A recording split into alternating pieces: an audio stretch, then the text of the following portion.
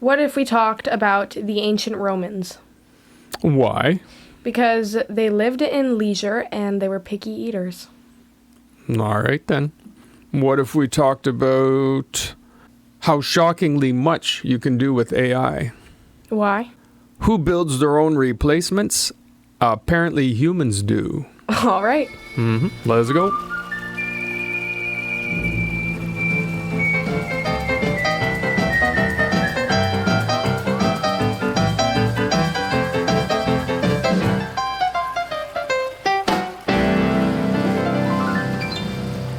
Hello, Miss Kajang. How be ye?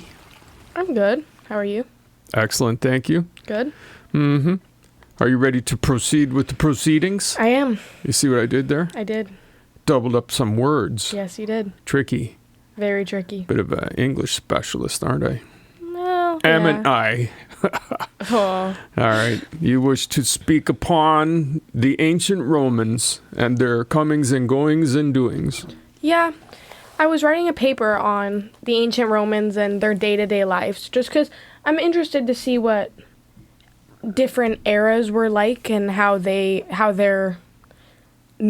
their normal was, I guess, just for a common person. I was interested to look up the Romans because when you think of the Romans, you probably think, wars and gruesome Colosseum battles and stuff like that. But that was part of the Roman life. That was a big part of the Roman life. But that wasn't all that the Roman life was. That wasn't a day-to-day thing. I think of arts too. Like I think of them as being sort of smart, arty, smart. Like they creative, inventive. Yeah, they furthered some ways of thinking. They hugely affected us. So I'm gonna go through what they did in a day, or what our pretty good idea was of what they did in a day. So this is just John and Mary Roman. Right. Going through their day. So all right. They would wake up, usually pretty early, like at the crack of dawn early. Let's call it 7. And and it was usually either because... You have no idea what it's like to be up at 7. Yes, I do. Usually because they would get woken up either by the sunlight or just the noise on the streets, whether it was animals or wagons, cars... anything, or not cars. Oh, wow. No, I meant people. People. Wow. No cars. Motorcycles. Yeah, no cars. Phones ringing. But there was quite loud, the streets. When they woke up, they'd go to work. Did they have door knockers? What, like? In England, I remember they had, like I was there, they had door knockers. They had people whose gig was to wake people up before clocks and alarms. No, I don't think they did. For real, waker-uppers. Can you imagine that's your job? Just going bounding on doors, yelling at people, throwing pebbles at their... Wouldn't be too bad. So, they'd wake up. Usually for breakfast, they'd only have a glass of water. There's reason for this. We'll get into that later. Then they would go to work, and work would usually last until noon. And jobs varied. Farmers... peasants, like there was all kinds of jobs. But I'm sure, makers of things. Yeah. Work generally ended around noonish. And so from then, Like they'd work from like 8ish to, or whenever they woke up, till noon. For real? Yeah. Well, that's civilized. Exactly. So, and then from noon to, dinner time, like whenever dinner started, they had that whole time to just do things, whether that was run errands. Bathhouses were huge in the Roman times. Like, they were all the rage. Yeah. And it was basically... They were all the rage, Scout Francesca. There were these beautiful open concept buildings that had anywhere from 1 to 20 pools, basically, but baths, because that's where they would get cleaned up. Elaborately decorated. Very beautiful. There's remnants of course. Yeah. Yeah, you can go and swim in them. Oh, really? Yeah, I don't know why you'd want to, but you can. Yeah. And, yes, and the kids get some of that ancient grit on you. Yeah, exactly. I found this interesting. For a kid to get into a bathhouse, it was completely free. But for an adult, it was half a cent in modern money. So if we were to live in the Roman times, we would pay an hour money, half a cent. It's crazy, eh? So that's nothing. Like that was before rampant greed. Yeah, exactly. Like when you just had to pay what seemed reasonable. Yeah.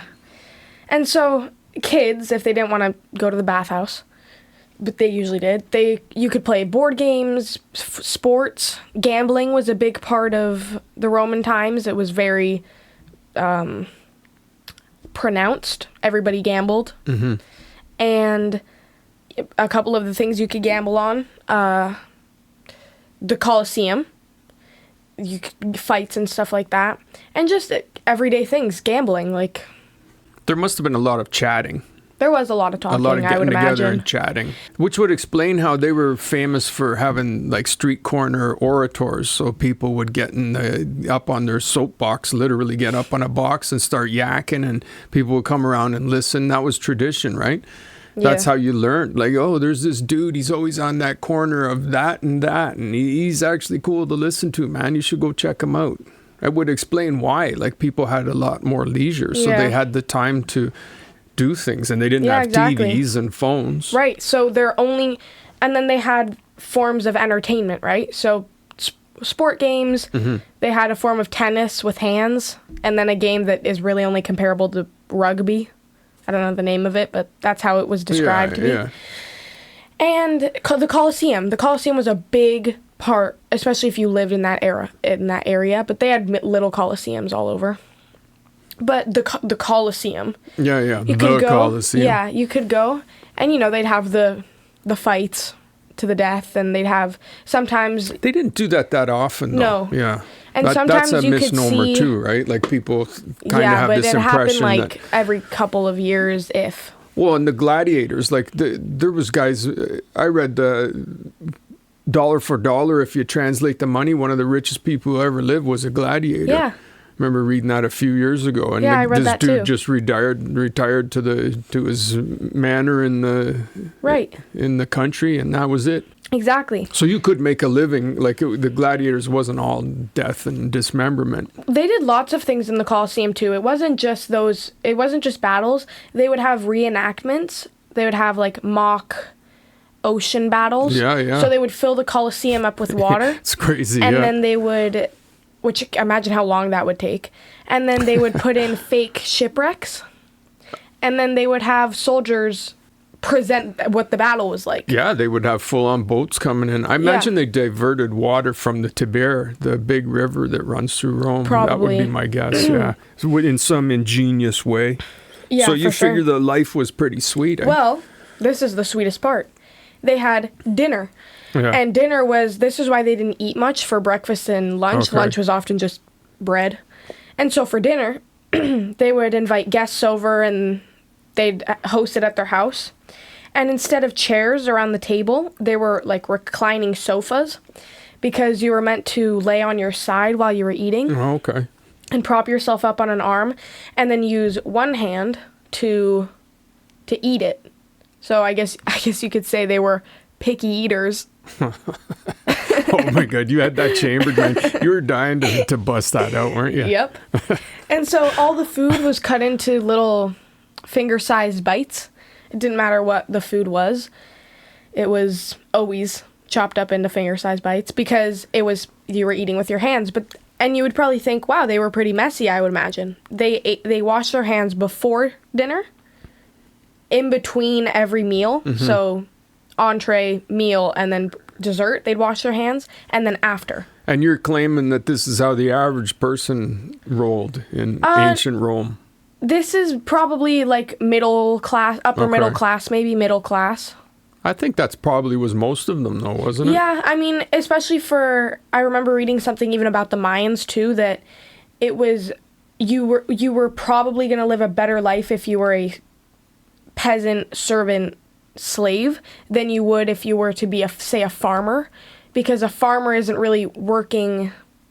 They have to work to make their own money mm-hmm. and to live to buy their own house and to supply for their own family, whereas servants were live-in and were usually given a place to sleep. Yeah, like at least So they were treated much different then than they would have been treated, say, in later years. As long as you could overlook the whole essentially a slave thing. Well, yeah. It'd be a sweet gig. Yeah. So you're saying then that one of the worst gigs you could have back in those kind of days would be being a servant for a farmer. Yeah, you could say that. That would be as bad as it gets. Yeah, you could say that. What did they do after dinner? Did go to get sleep. Their freak on? Well, no, because they... Well, did they party?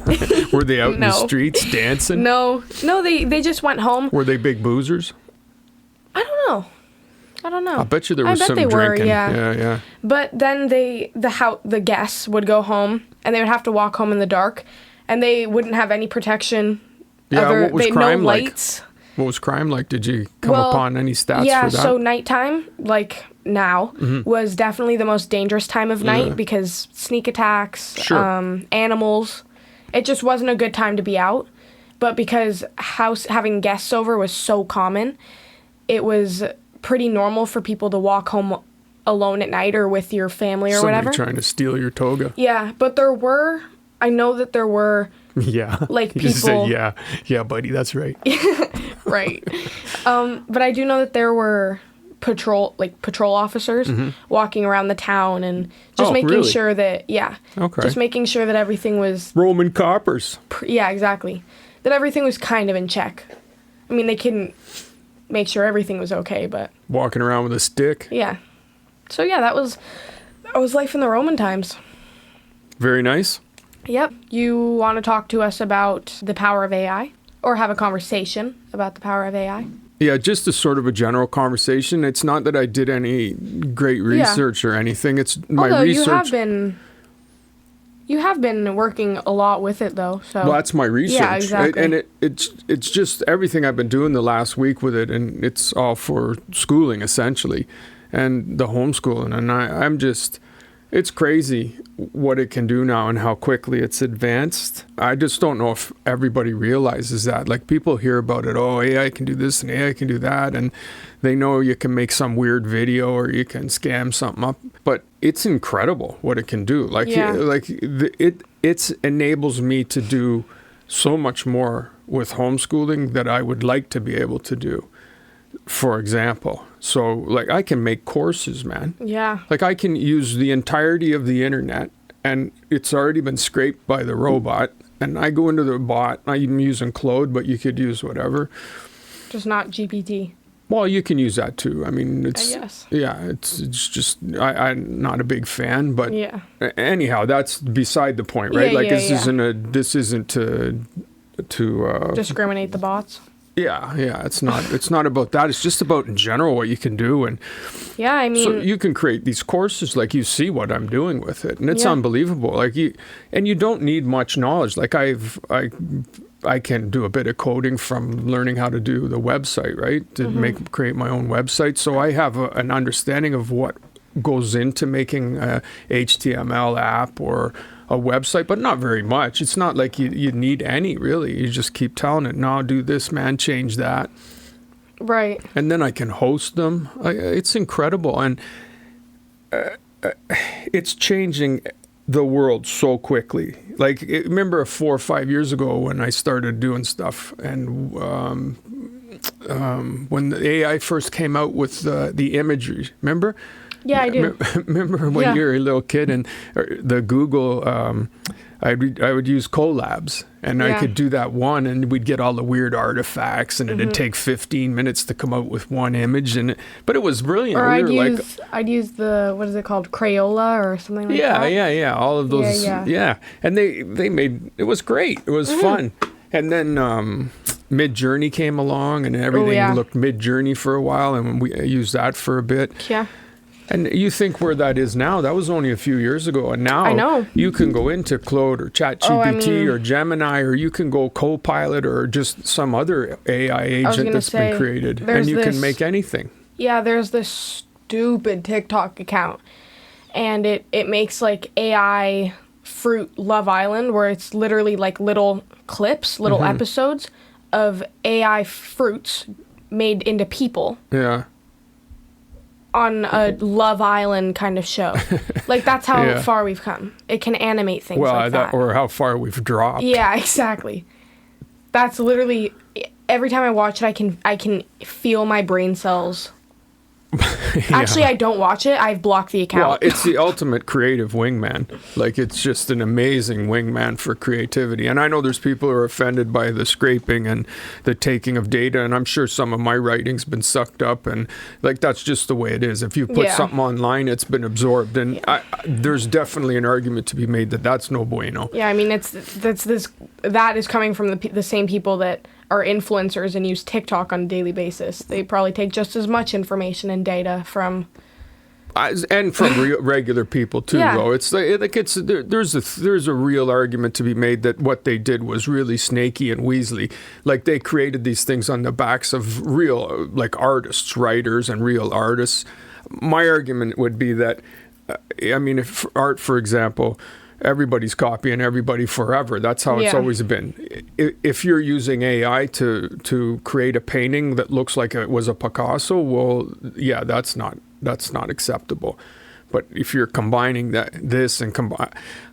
it's amazing. It's amazing that we have access to all of this. So for sure, we're trying to figure out what the good and bad of it is. And I'm not even, we're only talk for a few minutes here. Like, can't even touch on what the future might be or how this could get out of control or anything. My focus right now was kind of just on the idea of, it's so helpful. Like, there's so much that anybody, the average person, could do with it. If you wanted to organize your day, you could give it some information, and it would create for you like anything you wanted almost. If you wanted it visual, if you wanted it auditory, if it didn't matter what you wanted to get back, you can do this with it. It's not just chatting to it like, oh, you know, I had a bad day, can you glaze me and make me feel good about it? It's, you know, it's like you if you're a mechanic, say, you could say, okay, can you make me a synopsis of all of the Honda Accord's changes, all of the changes that have been made in the Honda Accord in the last 30 years. It can do that in minutes. It could give it I'd like it in a PDF form, or if you have some understanding of HTML, I'd like it have an HTML file interactive, and then all you need to know about that is that you just have to open it in your browser. If you're on your desktop, you open it in your browser, and there you've seen these apps that I'm making. There's an interactive file. So if you're a mechanic, you could say, you know what, could you change this? I don't want this to be here, or I don't need this, or can you make it so that I can go from here to here? If I need to research, like, you know, I need to go from year to year. Can you put it like that? Sure. I need to know about just carburetor parts. Can you just make a section that just has the changes in the carburetor from year to year? Sure. Like that. That's just off the top of my head. It just popped into my head now, that idea, like what a mechanic could do. Yeah, I mean, it's definitely a tool. Oh, fantastic tool. It's a really good tool. I don't know. My thing with the AI is that I feel like everything is just going to look the same one day. Like, I feel like unless a human is doing it, it is all going to look moderately the same. Well, whether it's the same color palette or the same style. Visually, for sure, there's no question. Everything will be homogeneous, and writing will be, for sure. You're absolutely right. I believe that entirely. Well, it's like if people who use Canva. Yeah. Everything looks, you can tell it's got that kind of a look to it. Or if you're using Midjourney, it has that kind of a vibe. No, I agree with you. If you're a writer, you should be doing your own writing. If you're an artist, you should be doing your own artistry. You know, I'll use it I've gonged up, Frankensteined up a vibe that I can keep repeating to do the alien life and to do the quotes, the art. But I'm not claiming to be a visual artist. But I can produce something that's singularly mine in concert with the robot, and I'm not copying anybody. So that counts for something. For sure it does. But there's no question that if you're just saying, I need a picture of a cow, well, everybody's going to get the same picture of a cow eventually. It's just going to everything. Hyper-realistic. Yeah, it'll all look the same. And but aside from the creative aspect, like just from the day-to-day data aspect, because that's really what it is, right? Mm-hmm. It's a thing that has all of the data in the internet and can quickly parse it. So if you think of it from that perspective, like what do I do in my life that's data driven? What do I do in my life that requires knowledge that's on the internet, or in human knowledge, really, that's compiled knowledge? How can I manipulate that in a way that benefits me day to day, or in my job or schooling or just in life? Yeah. That's where the power of it is enormous, in how you can go in and say, okay, I want to know about every downhill skier in history. I want to have a biography of each of them. I want them listed by year. I want them also listed by year and country. I want to be able to put the ones who had the best records in a list. I want to be able to separate men from women. I want to be able to, just by typing in all of these things, within minutes, you can have these things listed, and you can have them listed in an HTML, like a little quick, essentially a website that you can put into your browser, and boom, you've made yourself a little app that has all of the data laid out how you want it to be laid out. That's fantastic. Yeah, it is. I'm in the process of creating a little web file, a little HTML, essentially a little website that we can look at, that's going to have Alice in Wonderland in German and English for your German schooling, for your language schooling. And you're going to be able to click on the German, a word, it'll tell you what the word is. That's amazing, man. And because Alice in Wonderland is open now, right? The copyright's expired, and the same on the translation, so you're not stealing anything.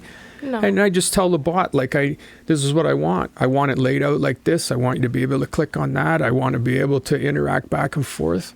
What? Yeah, it's pretty cool. Where could I find that book? Where? It's unbelievable. And if you don't like the results, you can change them. Ask them to change the font. Oh, anything you want. It's an amazing tool. So I've been just I've been working with it for years, right? Like, I'm always learning this stuff. I love it. I think it's the best part of the internet.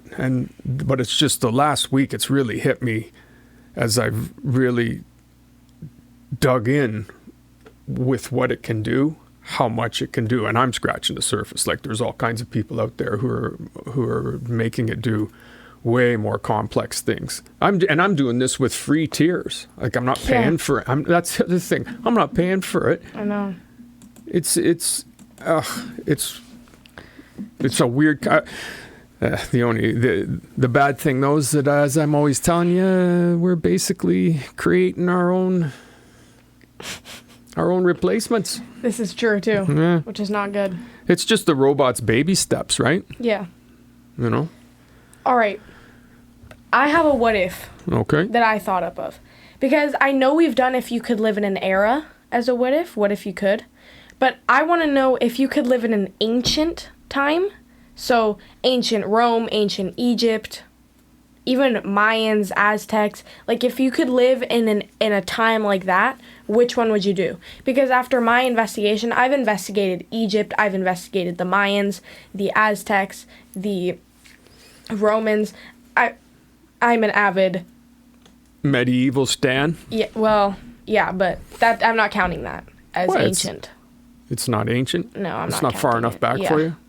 So I would pick, honestly, ancient Greece, if I had to pick a time. Yeah. Because I've always been so fascinated with ancient Greece. I don't know why. It's always, for some reason, been so interesting to me. The gods, the religion, and the architecture, the beauty of Greeks and ancient Greeks. If you look at the art that they make, why am I blanking on the word? The sculptures. Sculptures, thank you. Like, those sculptures are based off real people that they sat in front of and chiseled a piece of stone for. I always wonder about that. Like, really? what? That dude, that's the abs. That dude had those abs. Well, imagine, I know, but then you think of, like, the sculptures that they made of the goddess of beauty. And now beauty standards are slim, blonde, blue-eyed. But then, like, I forget what her name was. I'm blanking on that too. But she was not skinny by any means. No. In this sculpture. She was like, she looked like she could, like a Greek god. But that ebbs and flows, doesn't it? That body type. Like, Yeah. you look at those paintings, Degas, and those kind of things. The women had more meat in their bones then too. Do you really think that the skinny blonde, blue-eyed is That's a beauty standard now. It is. I'd say it is. I don't think so anymore. No, look at all those dating shows now. Almost 3/4 of those women are blonde and blue-eyed. Yeah, are they? I don't know. I mean, I honestly don't see them. So yes, I don't. I mean, I feel like the one good thing about the world shrinking is that beauty is a whole bunch of things now. Like, I think so, and I think that most people Yeah. do. But the beauty standard hasn't changed because it was so etched into us that now it is. Oh, she's pretty because she has blonde hair and she has blue eyes, and that's what women will compare just us themselves here, though, to. in America and the West, and like, Yeah, I mean, every it's not different place has their different beauty standards. I think the skinny In Russia, it's brunette. the skinny thing is a problem. Like, Yeah. I think that's everywhere. You look at fashion shows all over the world, and it's always, they're back to that, where It's unfortunate. everybody needs a cheeseburger badly.